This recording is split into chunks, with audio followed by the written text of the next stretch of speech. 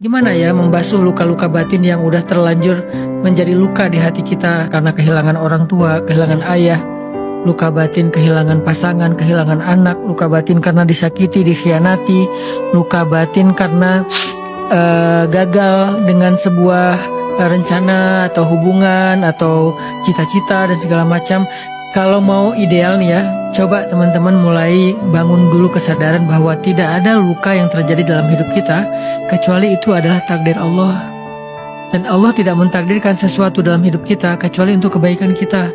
Di situ kita mulai ada semacam penerimaan. Oh ya udah, ayah saya wafat, takdir Allah. Saya kehilangan seseorang, takdir Allah. Saya hubungannya tidak berjalan mulus, takdir Allah. Saya gagal dalam sebuah rencana, takdir Allah. Dan saya yakin ketika Allah menuliskan satu takdir untuk saya, pasti ada hikmah dan kebaikan di baliknya. Fa inna ma'al usri yusra dan seterusnya. Itu dulu yang kita sadari bahwa oh ini takdir Allah dan Allah yang mentakdirkan, Allah yang merencanakan, Allah yang menulis itu. Ya udah pasti ada kebaikan. Satu. Kedua, sekarang tugasnya carilah kebaikan itu apa. Kalau itu ada, kita kan harus yakin dulu kalau kebaikan itu ada ya. Kalau kita meragukan sesuatu itu ada, ngapain kita cari kan?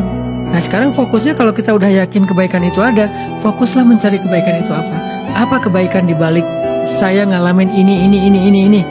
Setidaknya kalau kebaikan itu bukan sifatnya materi, sifatnya lebih kepada apakah kebaikannya adalah saya jadi lebih rajin sholat, ataukah kebaikannya justru saya menjadi orang yang lebih tangguh, apakah kebaikannya justru sabaran saya ini ketika saya mengalami luka, saya sabar, nanti Allah akan menggantikan luka itu dengan kebahagiaan di masa depan.